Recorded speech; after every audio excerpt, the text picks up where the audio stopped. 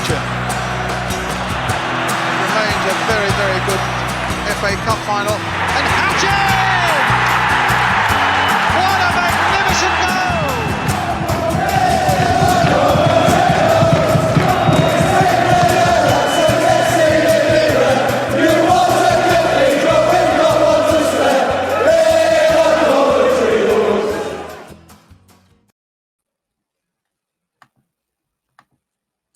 Good evening and welcome to All Things Sky Blue. Our new, well, not our new instalment, but our latest instalment of In Conversation With, and I'll bring my guest on shortly. But before I do, just remember where you can find us. We are on Twitter or X. We are on TikTok, Instagram, Facebook. We're also on YouTube. So if you do listen to us or watch us on there, please go and like and subscribe. We're also on podcasts, Spotify, Amazon, or wherever else you get your podcasts from. And please go and rate us 5 stars if you listen to us on there. We're sponsored by Right Steel Fabrications. He can do your fabrication work up and down the country, but mainly in the Warwickshire and Coventry area, but he is willing to travel as well. And his email address is in the link in our bio on different platforms as well. We're partnered with the Anecdote Sports Bar, and I'm also pleased to announce that we're partnered with the Sky Blue Tavern now as well. So look out for new and exciting things going on at the tavern with all things Sky Blue. So before I do bring my guest in, let's bring my co-host in. Mark, good evening, Mark. You okay? Yeah, good evening, Shirt. Good evening, everyone. Yep, good, thank you. Good. So are you excited about the guest that's about to come on? Yeah, do you know what? And he'll be listening to this now, but one of my first games I went to, I think it's my second game at Highfield Road, I went to the Boxing Day match against Aston Villa, and Quinny got a goal. I think it was on Boxing Day. It was freezing cold. I was absolutely frozen. One of the coldest days I've ever been to the football match. But it's his performance, his goals, particularly that swivel volley was a fantastic goal. So I'm looking forward to talking to him about that and much more. Fantastic. So he's just given it away. So I'll bring him in now. It's Micky Quinn. Hiya, Micky. Hi, Stu. Hi, Mark. I should have. Do you know what I should have done? I should have just given some hints. Well, yeah, you should have done. I can't believe you've just ruined By it. the way, 2 goals. It's like I was going to say 2 goals. Yeah. I was there. I was behind the goal for both of them. So yeah. That was great. So obviously we will talk about Coventry, but you did play for Derby, Wigan, Stockport, Oldham, Portsmouth, Newcastle. You know your team, so to speak. And you went on loan to Plymouth, Watford, and you also had a stint in Greece as well, didn't you? Oh, yeah. Greece wasn't the word, lads. Greece wasn't the word.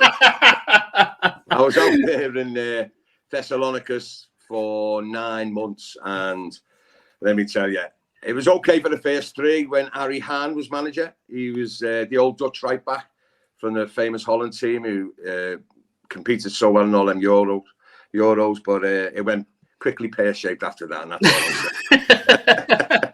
Oh, bless you. Right, so let's get straight into it then, Micky. Coventry City.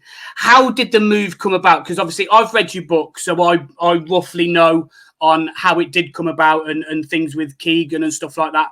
How did the Coventry City club come to you?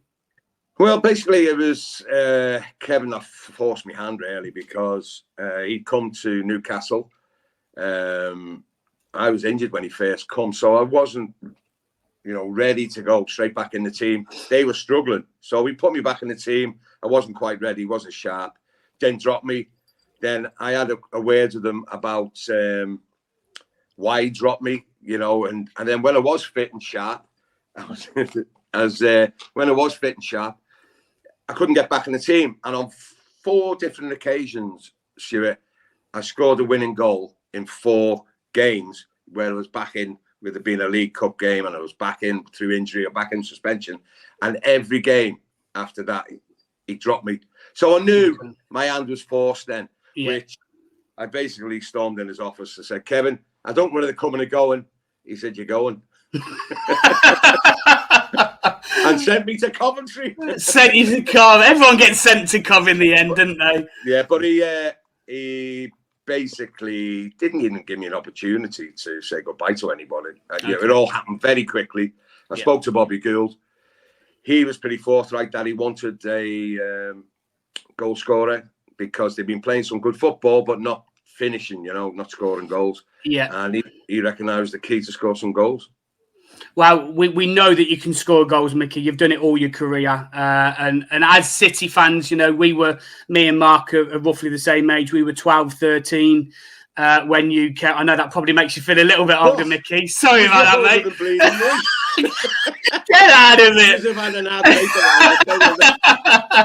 Try not to insult the guest. I can't insult Mickey. I'm insulting the presenters. Let me tell you a little secret about that Coventry move as well. On the way down to Coventry, Bobby was on the phone, and I was, I was like a whirlwind. My feet didn't touch the ground, so I'm thinking, Coventry. Something was bugging me about Coventry. And then Bobby was saying, we've been in top flight for 27 consecutive seasons or something. Yeah. And, this new Premier League's going to go global. He was way ahead of his time. And then I thought, oh, that's right, yeah. Even though Coventry have been into top flight for the 27 consecutive seasons, they're favourite to be relegated every season. So I pulled it out my back pocket and my wallet, a betting slip from the start of that season. I'd only had 50 quid, Coventry 8-1 to be relegated. Oh my God. And I got Bobby Gould. We want you to score the goal to keep us in this Premier League.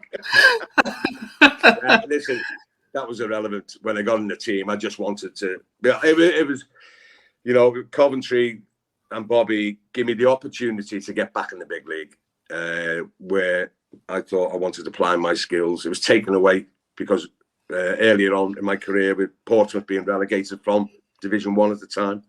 So, yeah, I was there. I'd arrived and I wanted to prove a point. Yeah, obviously, Gould obviously was instrumental into you coming to Coventry. What was it like working under Bobby? What was he like as a coach? Because obviously he's a legend as well in Coventry City terms. Yeah, it was a good balance really, because with Bobby, he was a striker. He always said, I reminded him of him, with goal scoring and single-mindedness, and just, I always said I'd knock my granny out the way to score a goal, you know what I mean? And in one way, that's how single-minded I was. And then, so Bobby basically just said to me, score goals. He said, we're lacking goals. Don't worry about coming back for corners. They'll do the running around. You get your ass in the box and score some goals. And you had Phil Neal there, who was the coach, and the coaching was pretty good. We were way ahead, I think of some teams, dietitians, we had sprinting coaches, sports psychologists and everything. So it was all in place. So it was a good balance, and I started off and slotted in very well. Yeah, obviously our pre-season is just starting out, Mickey. What was your pre-seasons like? Obviously, it's completely different to what nowadays pre-seasons like. What was you like in pre-season? Was you an up and atom, or was you a little bit more laid back and just took it a little bit more slowly? No, I was experienced and known that played a huge part in that championship. And if you peak too early, in previous in the championship I'd played Division 2 then. But and I thought, well, if you peak a bit early, you're blowing out by Christmas in any division. So I'd always pace myself. What I mean, pace myself to start the first game sharp as a razor. Okay. So yeah, I go into pre-season, go through the motions first couple of weeks, get a basis of fitness, and then each week improve and get sharper. With Coventry, I think we went to my first pre-season, Aldershot, to train with the Army boys, and previous clubs, Portsmouth, we trained with the Navy lads, the PTIs there. So they're always pretty physical pre-seasons. I like the best quote ever was from Mourinho when he came to the Premier League. And he said, if I buy a piano, I play on it. I don't run round it. When I see a football pitch, I want my players to play on it, not run round it. Yeah. He was right. You still have to do some physical running and stuff, but I mean, it was pretty brutal, some of the training. Who was one of the best trainers that you trained with during pre-season? Who was like top notch? I've got to say Bugsy Burrows. Brian, you know, he was fit, you know, of a certain age, but like so fit, so professional. And I take my hats off to them boys, you know, who kept themselves sort of naturally fit nearly all year round. But no, I wanted to peak at that time. And even when the season finished, I'd switch off for 2 or 3 weeks, mentally, physically, and then start getting back into it gradually. So, you know, I played over 600 professional games, so I didn't do a bad job. No, you didn't. Obviously, I think you played 67 for us over two years, I think it was. So I think 57 of them were substitute for Phil Neal. Well, we'll come on. We'll come on to Phil Neal in a minute for you. Any questions at the minute, Mark? The voodoo doll here. We had John Williams. We had the flying postman John Williams on, and he was saying complimentary about Phil Neal. I'll say it in inverted commas because he wasn't complimentary at all. He wasn't. Well, I'll tell you, he was a good coach, lads. He was a good coach, you know, and the training was different every day and enjoyable to come in. As soon as you went a manager, my goodness, you just see him change so much. Really? And and you couldn't reason, couldn't talk to him. It just went to his head, and he didn't last long, did he? No, he didn't. That's right. I'm pretty sure if I remember when we spoke to John with Willow, he was going on about a couple of pranks in pre-season that he was doing, Mickey. Oh God, there was loads. I did take them for the bonding session 3 weeks before the Arsenal game, 93-94, in a country club just outside Coventry, and it was a 70s disco night. And I thought, like, we'll all get a bit of bonding, have a few drinks, and you know, new season just to get together, really socially.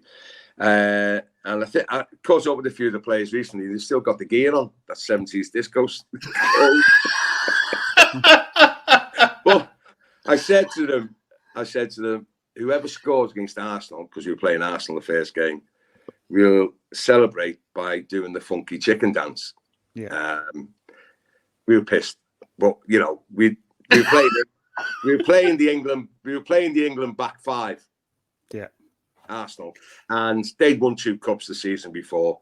So that was my only sort of prank that backfired, because when I did score against Arsenal, I was the only one that did the funky chicken.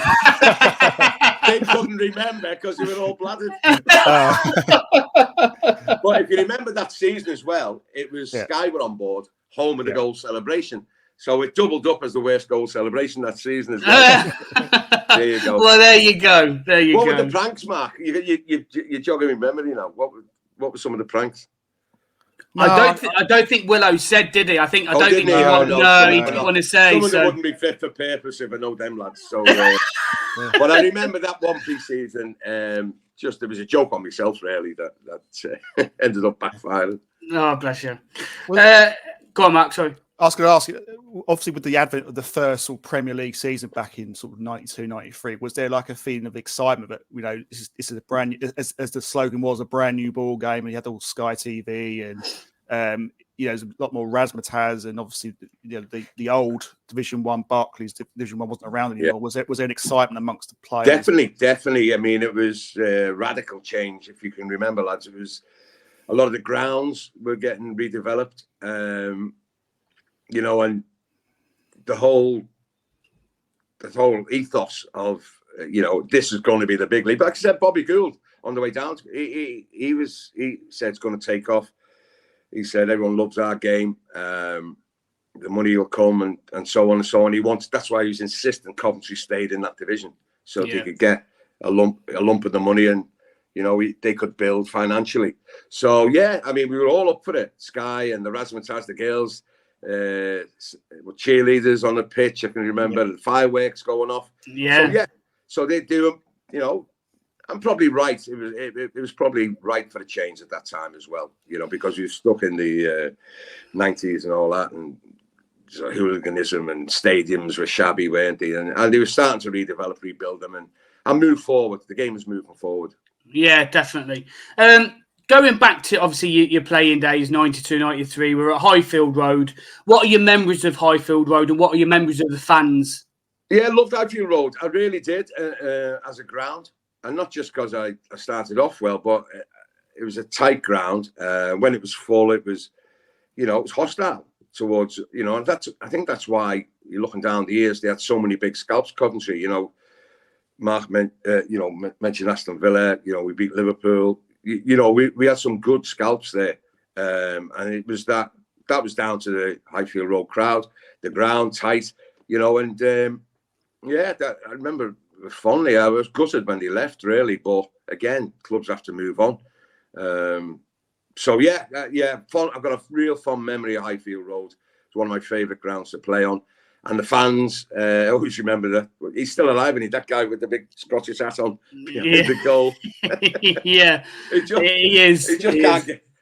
We could bring back memories of scoring goals in behind the goal. Oh, somehow match of the day cameras always seem to focus on them, didn't they? They do. Yeah.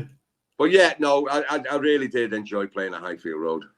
Because I know, obviously, you say in your book that all the teams that you've played for, you were having to sort of win over the fans again. Do you think coming to Coventry, do you think you won the fans over again? Not just Coventry fans, but do you think outsiders saw you thinking, yes, this guy can actually score and he can play at the highest level? Yeah, I think that for me on a personal note, so going to Coventry, they gave me the platform to do that. So it wasn't about winning the Cov fans over. It was winning my professional, my professional sort of pride. You're just being knocked back, kicked out of the Newcastle team. You're back. It's up to you now to make a name for yourself, get some goals with the new club, and get them some points and get up that league. So that was the purpose. I came and that's why I exploded with so many goals in so many games. I mean, I think I held about 4 Premier League records when I went to Coventry. So I scored in my first 6 consecutive Premier League games. This is from your debut, from your debut. Yeah. I was quickest player to 10 Premier League goals, quickest player to 5 Premier League goals, quickest player to 10 Premier League goals from his debut. Aguero and Costa, they were runners up on both twice.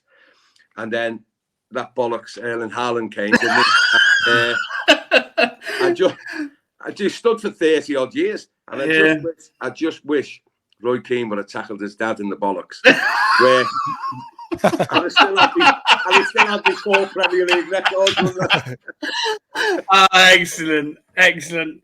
But I still have one. The one that's still is there is scoring in my first 6 Premier League games from my debut, where Erling Haaland didn't score against Bournemouth in his 3rd game. So that's something to be proud of anyway. Yeah, definitely, 100%.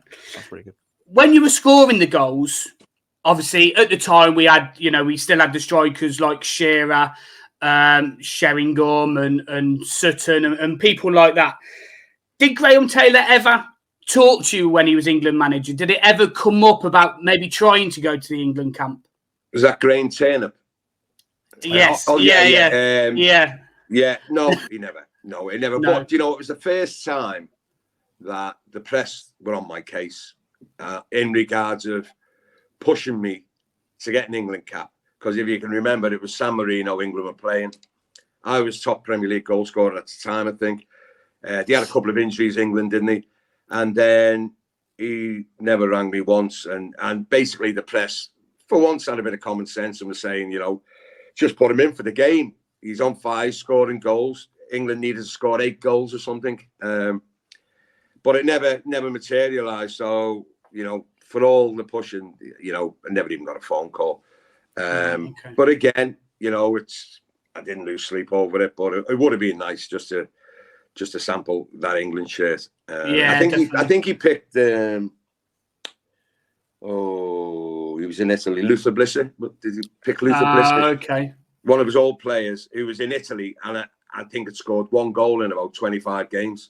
So yeah. It was not who you didn't know. Yeah, definitely. I kind of. Are you watching the Euros at the minute, Mickey? Yeah. You are. Do you think England can do it? Would you make any changes? Yes, sack the manager. Now, sack the manager now. Sack him now. Well, I don't know when this is going out, but I mean, we've got a semi-final coming up. But yeah, I mean, up till now, I mean, they've won one game in the whole tournament.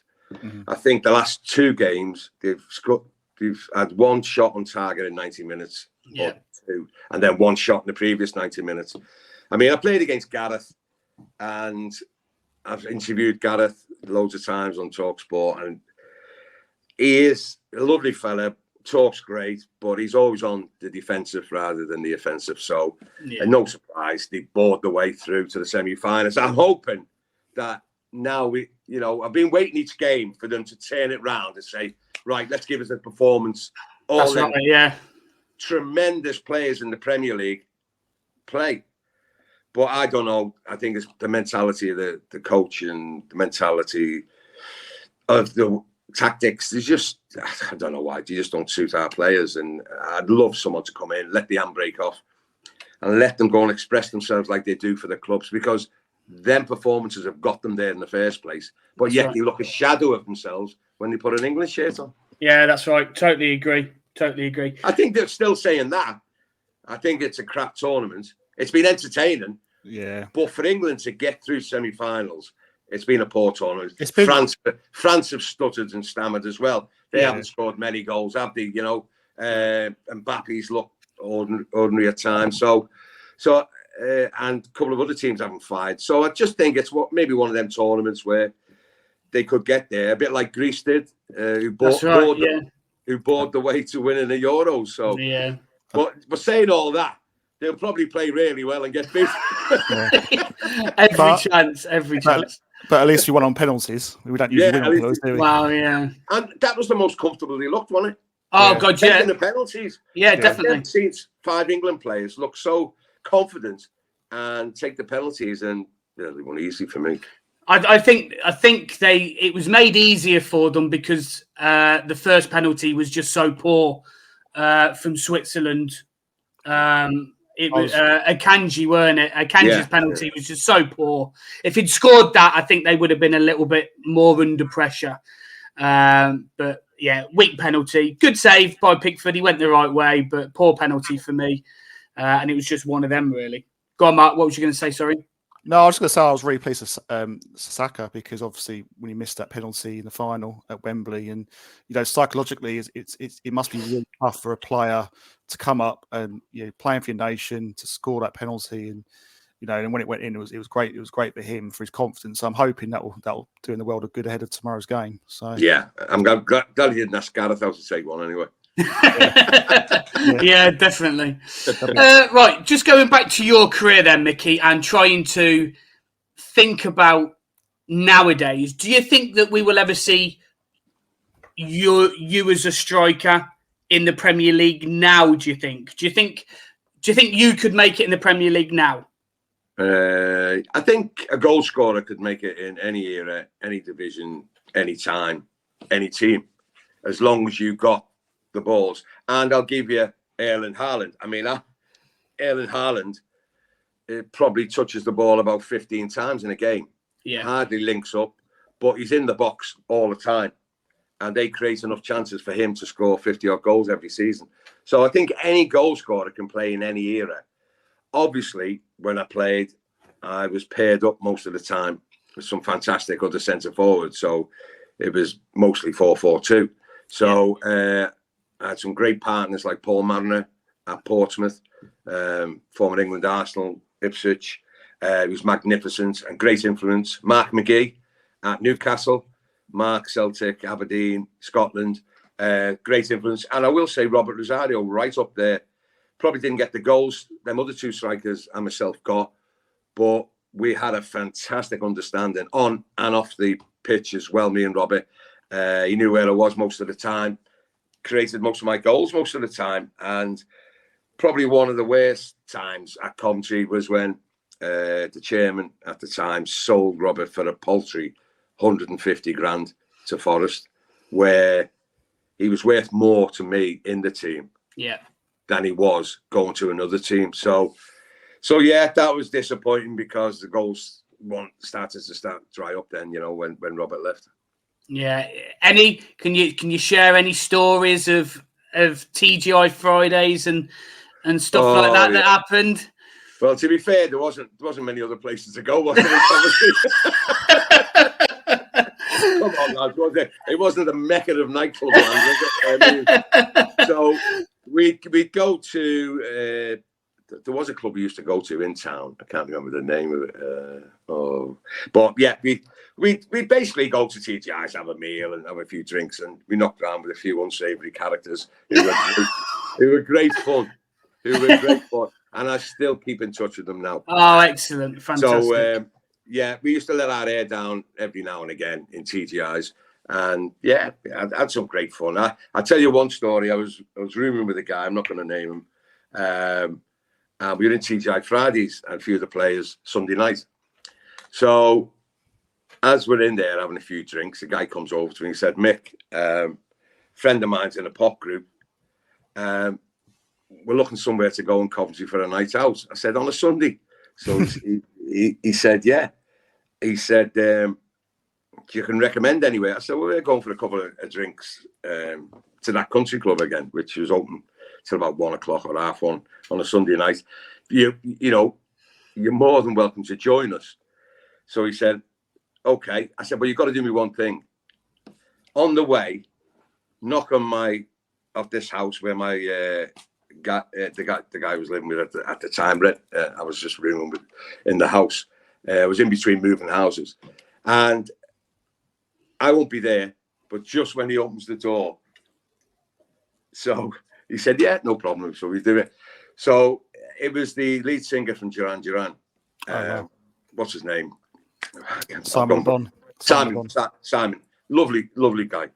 So my mate opened the door and Simon was at the door.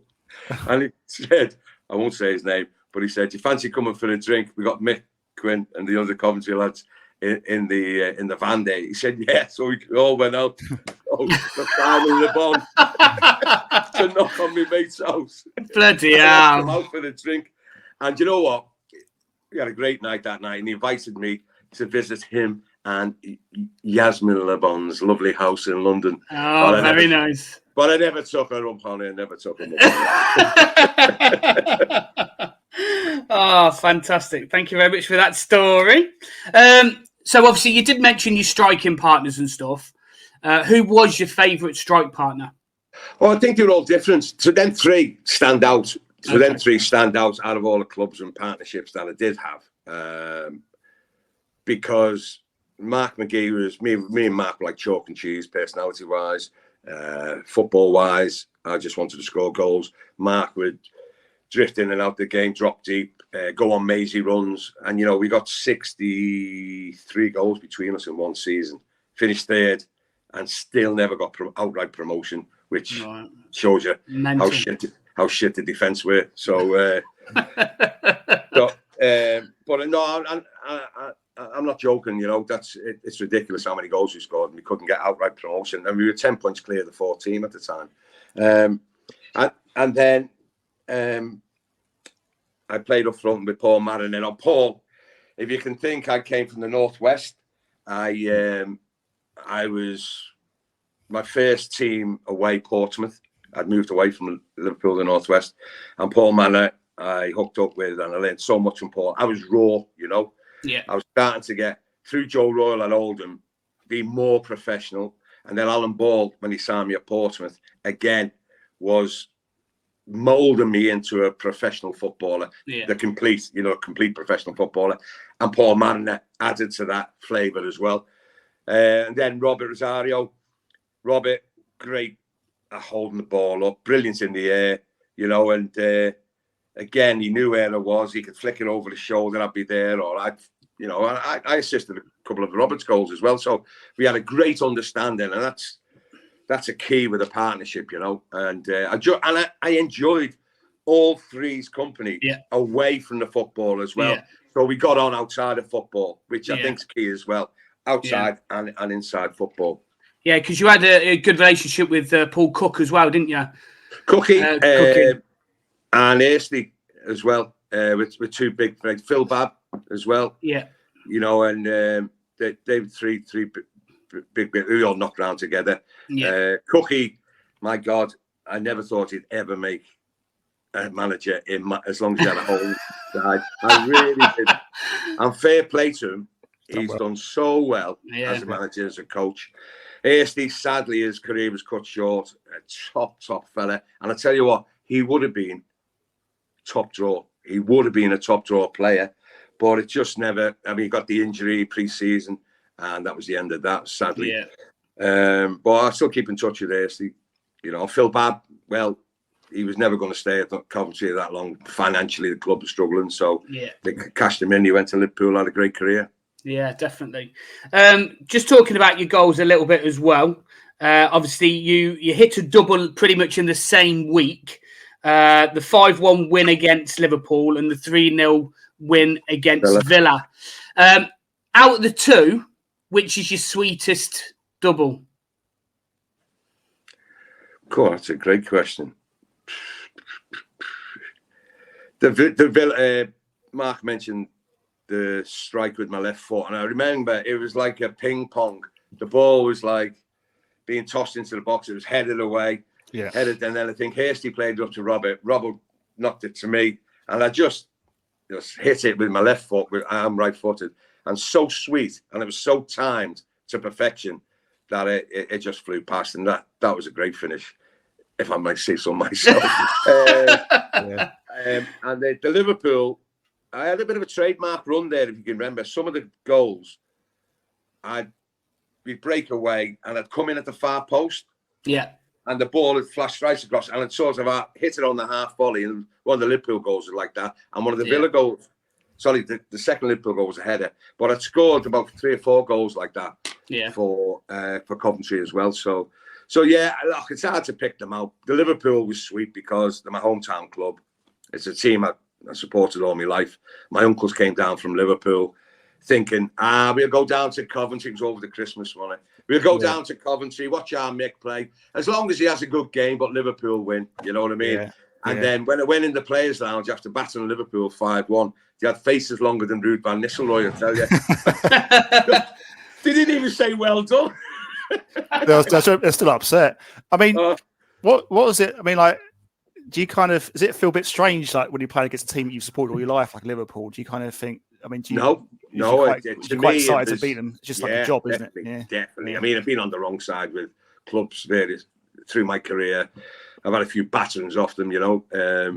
But to turn it round and batter them, it was sweet. It was really sweet. No, it was just a case of that. I'm a Scouser, I'm a professional footballer. It doesn't matter who I support, you know. I'm going to score goals against you.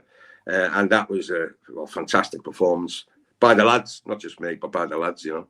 Yeah, it was brilliant. What about Peter Unlove as another player? A player I grew up watching, really skillful, dynamic. Used to drive me potty, Mark. Absolutely potty. He was so talented. He was exciting. 2 good feet. He'd go past players, and then he'd miss a chance from like 2 yards out.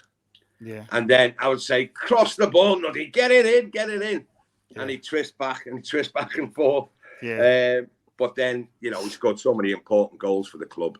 So I think it's a bit frustrating for an orthodox centre-forward because you're waiting for the ball to come in and this, that, and the other. But he could score goals on his own, go past defenders on his own. And, you know, next minute, rifle one in from 25 yards into the top corner. Tremendous talent. Yeah, obviously, after football, you went in, obviously, your love of horses as well, as we can see at the back, all your pictures and stuff. Why didn't you go into coaching or management? Was it just not for you, or was it just your love of horses just draw you too much? Yeah, I mean, I was gearing up. I'd owned racehorses for the last 5 or 6 years of my professional career and got more and more involved. Mick Shannon was a big mate of mine. I did go for the Burnley job when I came back from Greece. And I got down to the last 2 out of 40 candidates. And it was me and Adrian Heath, Inchy. And I've always been pretty blunt and truthful. And, you know, there's 3. There was 3. I always remember, it was the Tickle Trout Hotel in Preston where I had my interview. And the 3 directors, I swear to God, not one was under 90 years of age. And he said, what about the youth team? And in my mind, I said, well, you're not going to bleed and see them, are you? Develop and grow, because they'll be brown bread in a couple of years.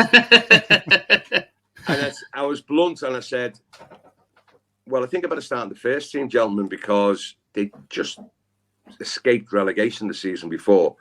And then I would concentrate on developing the youth team and reserve team and all that. Yeah. And of course, they took that wrong. But I think they were always going to go Inchy, Adrian Heath, because he was there anyway as a player season before. And they gave him the job playing manager. And what happened? They got relegated the next season. So there you go. Wow, there you go. At your time at Coventry, obviously last few before we let you go. Your time at Coventry, can you remember anybody that you thought, wow, he's going to be a player? Is there anybody in the youth ranks and stuff that you thought that? Remember Willie Boland? Yeah. Oh, yeah. Yeah, I thought Willie was, Republic of Ireland kid. I thought he was going to go on and do something and stay in that team for a few years to go. I think he broke into the team. He was only 17, wasn't he? Something 17, 18, something like that. Yeah. And I thought, go on then, hopefully I'll see your name for years to come, but it just didn't quite materialise for Willie. No. And John Sheridan, do you remember John Sheridan? Yeah. Shez. Vaguely. Yeah, he was sub against Arsenal for the first game. Okay. You mean Tony Sheridan? Tony, yeah. John Sheridan. Tony Sheridan, yeah. And Shez, I thought he could have gone on and do something, but it never quite materialised for him. Yeah. And what's the worst thing about being a footballer? Disappointment, really. Not winning football matches, things like injuries. That it's a career where it goes so quick, and it just flies by. So when you have them injuries, or you're being dropped from the team, it seems like an eternity. Time drags. But when you're doing well, it flies by. They'd be the only negatives, I'd say. Injuries, bad managers. Yeah. And I had a few of them. You have indeed. Phil Neal being one of them.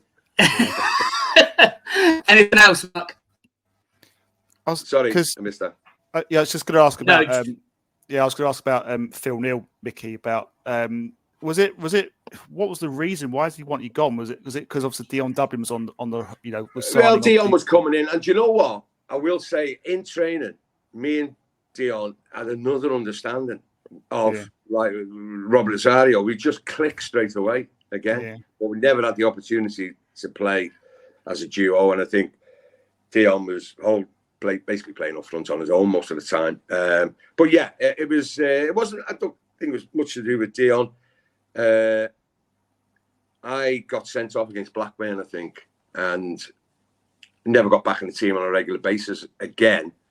And I asked Phil on numerous occasions why, we're not scoring goals, why we're not in the team. He just says, because I told you so type thing, and there wasn't any explanation, wasn't any reason. And then I just said, well, it's not very professional from him, so was it something I had to work on? Was it something I had to... And then, I'd always said my piece to whatever manager I played under, and maybe he just took me the wrong way, and I think that was it. But yeah, I've seen Phil now on a few 4 or 5 occasions. And fine, I never bear grudges. Listen, Keegan, as well. I loved it at Newcastle. I'd maybe home up there 3.25 years. But I never bear grudges, and I've seen Kevin on numerous occasions. Now, it's professional. All you want is the best for yourself. And when you're playing at the top of your game, then your team will benefit. Yeah. So managers, or even, I'll extend it to people even in any workplace. Sometimes you don't get on with the boss. Sometimes, you get demoted. Sometimes you get docked a few quid. Sometimes you get the sack. So sometimes it just doesn't work with personalities or certain managers or the way that you think. So I had a clash personalities a few times down in my career, and then I played for some great managers who inspired me. Excellent, fantastic. Anything else, Mark? The question I ask is like, if Micky Quinn was playing today's football with the social media and there's so much more media intrusion as there was probably before when you was playing. I mean, how would you cope now if you was a young Micky Quinn now playing? Would you find it quite hard now? Or oh yeah, I don't think I could cope. I mean, I enjoy the social media. I post things, numerous things, funny things. I like to keep. I like it, like myself, to keep people entertained, and I always have done. And but no, I couldn't live the way they do now, where they can't go out, and everything's being monitored, everything's being posted. They can't do anything, say anything. I think that's the only negative side for modern day football, really. There was a free spirit in my day. There was a drinking culture, but there was a free spirit. But listen, you screwed your head. You go out. When you'd win, you celebrate by having a few drinks. Now they celebrate by having a nice meal and going to bed at 9 o'clock. Well, some of them, you know what I mean. So probably are they a bit more professional, probably. But I enjoyed connecting with the fans. I enjoyed living in the city. Enjoyed meeting people, and I think sometimes that's missing from the modern day, where they're more like pop stars now, and they're shit scared of selling an autograph for £5 on eBay. You know what I mean? We didn't give a toss at the time, sign anything, and mingle with the fans. Yeah. Do you get to come back much, Mickey, to see Cov? I haven't. Right from I finished my footballing career, I went straight into the racing, and that's 24/7 a day. 7 days. Yeah, of course. Yeah. Never had time to do anything. I am now starting to get a bit more time since I've been out of racing. So I was invited to the Legends Day last year. Couldn't go, and I'll probably get there sometime this season. Definitely get there. Oh, fantastic! So I'll try and sort something. I'll make some time just to get back down there. Brilliant, fantastic. Just before we get into the quick fire questions, because I like to do that with the guests that we have on. How do you think Cov are doing this season? Obviously, we spoke a little bit anyway off camera. Yeah. How do you think they're going to do this season? Well, I'm going to say Mark Robbins deserves a medal for what he's achieved at Coventry. And having to sell your best players up till sort of last season, and still produce a team to get in playoffs, still produce a team to feature at Wembley for the amount of times they've done in the last 5-6 seasons. So, yeah, he deserves a medal. They play a lovely brand of football, which is easy on the eye. And I think they're going to have a good season. So, we did say, you said top 2, Stuart, didn't you? I think top 3, top 4, they're more than capable of doing with strengthening the squad this season. And if they keep them players together, then I think they'll have a good season. And fingers crossed, I might even have a few quid on them for the right reasons. For the right reasons this time. Brilliant. Right. Anything else to finish up, Mark? I'm just trying to think. No, I thought for me, you was a cult hero of mine growing up. Your goal scoring record speaks for itself at Coventry. 50 odd appearances, 25 goals, 26 goals. I mean, that's a goal a game. So I think it's just a shame that we couldn't see more years of Micky Quinn at Coventry, because I thought he was brilliant for us. And one of the things I loved about watching you play is your position you took for the goals. When I was watching the YouTube clips of your goals he scored, you was always at the right place at the right time, and you just had that instinct of scoring goals. So it was great. I really enjoyed watching you play.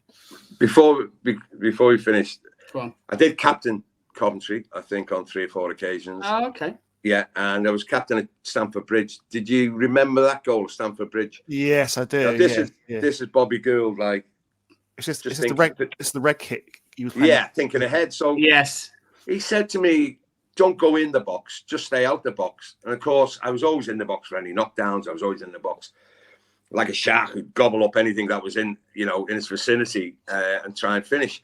And for some reason, we got a free kick. I think Phil Babb took it, and he said, "Stay out the box." So I stood near the 18-yard box, or 5 yards further back. Ball was headed out. It came to me at chest. So I flicked it up. Andy Townsend come diving in, flicked it up over Andy, onto my thigh, and volleyed it from about 25 yards into the top corner, and Bobby Gould said he got the assist for that goal. Never did it ever again, and never did it before that. It was unbelievable. Oh, excellent. We ended up getting beat 2-1, but no, that's neither here nor there. Yeah, excellent. Fantastic. Go on, Mark, sorry. No, I was just going to say, Gouldy was like, was he like a player's manager, if that's the right way to say it? He was. I mean, he disciplined. He, showed us a disciplinary side of him, but he was like a motivational manager for me and some of the other players, and he could really do the rally cry before a game. Get you going out there, getting you want to go through a brick wall for him. So yeah, and I was gutted when he left because we got beat against Queens Park Rangers 5-1. He just got on the coach and said, "Look, I think the way the club's going financially, and I've gone as far as I can with you."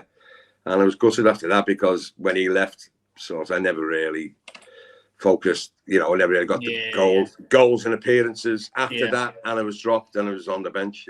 So sad, but he's in good hands. I keep in touch with him as well.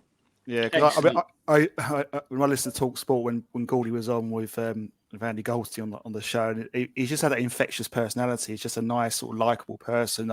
I could imagine, me playing for him if I was a footballer. I was good enough because he just seemed to. Well, I'll tell you, Mark, his back was worse than his bite. I'd say. Yeah. Sorry, his bite was worse than his back. Look, he was great. I mean, he had to adapt on Talk Sport, and he's got a great personality, Bobby. Anyway. But he could give a bollocking out, to tell you. Yeah, fair enough. Excellent. Right, so quick fire questions then, Mickey. Okay. Just 5 little simple ones. Obviously, one-worded answers if you can. Doesn't matter if it does go on a little bit longer, that's fine. So the first one is favourite ground. Doesn't have to be just for Coventry, it can be anywhere. No, it's St James's Park.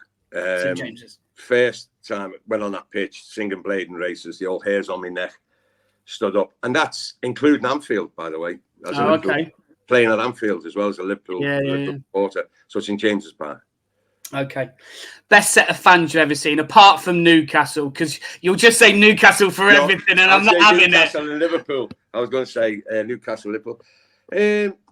Cov fans have been great to me. I mean, I've got loads of them on my timelines, loads of them sending me videos of the goals, loads keeping in touch, and which is very humble as an ex-professional footballer. Yeah. So Cov fans got to be right up there. Lovely. Favourite Cov goal? You might have already mentioned it, to be fair. Do you know what? It wasn't the Chelsea one. It was a goal against Ipswich where it was a diving header, but I was going the wrong way. Do you remember Stuart Robson? Yeah. He took a free kick, and I was full length diving. The goal was on left-hand side, and it dived, and the goal went in the top right-hand corner. And I just thought I adapted that quickly to the cross because it was a certain height. And then to find, the only way it could go was about, a small square where the keeper couldn't get there between the angle of the goalpost and the crossbar. And it went in there, and I thought, top finish, kid. Top finish. Nice. Excellent. If you do say so yourself. If I do say so myself. That's one of just under 300 goals. Do you want to hear the other 289 of them? Well, we'll do that on another podcast, Mickey. We'll do that on another one, mate. The coach or manager that's taught you the most? I think Joe Royle. When I was living in Liverpool, he was manager of Oldham, and he just started to mould me into a professional, about my aggression as well. It's very aggressive. I used to play 6'4" centre-backs. I'm 5'11". So, I'd give as good as I got. Yeah. Controlled aggression, Joe used to say. Controlled aggression. Fair enough. And to be fair, you've answered this one anyway. I'll ask it again, just in case you come up with anybody else. Who did you play with that you thought you could go to the next level? I'll go back to Newcastle. Lee Clark. Was on my boots at Newcastle as apprentice, and I still keep in touch with Clarky. And I thought that kid's going to go, all the way. And he had a fantastic career. Yeah, he did. I love Clarky. We had a few Geordies young Georgies there, Steve Howie, Robbie Elliott, and they all had fantastic careers. And go back to Coventry, I thought Willie Boland and Tony Sheridan, two young Irish lads. Yeah, we're gonna go, but it didn't quite work. I think change of managers didn't work as well. So that hinders a lot of players, doesn't it? Definitely. When you change managers and stuff. Definitely. And, I've been in that position myself when managers have changed, and you just kind of fall out of favour. They bring their own players in, and it's just hard to get back into the side and into the team sort of thing, really. So definitely. Yeah. Thank you very much, Mickey. It's been a pleasure. When I finish recording, don't shoot off, and we'll have a quick chat after as well. All right. Yeah. Okay. Cheers, Mark. Thanks, Mickey. Cheers. Everyone, if you can just remember where you can find us, it is scrolling down on the ticker at the bottom anyway. But just remember, you can find us on X, Instagram or Twitter, Instagram, TikTok, YouTube. Please go and like and subscribe. We're on podcasts, Amazon, Spotify, or wherever else you get your podcasts from. We're sponsored by Right Steel Fabrications. His logo's in the corner over in that side somewhere. And we're partnered with the Anecdote Sports Bar and the Sky Blue Tavern. Mark, thanks again for joining me. Mickey, it's been a pleasure. And we'll get you on another podcast and you can go through the other 200 and something goals. Nearly one in every two, boys. One in every two. That's what I like to hear. Mickey, it's been a pleasure. Thank you ever so much for joining us. That's been Mickey. Thanks.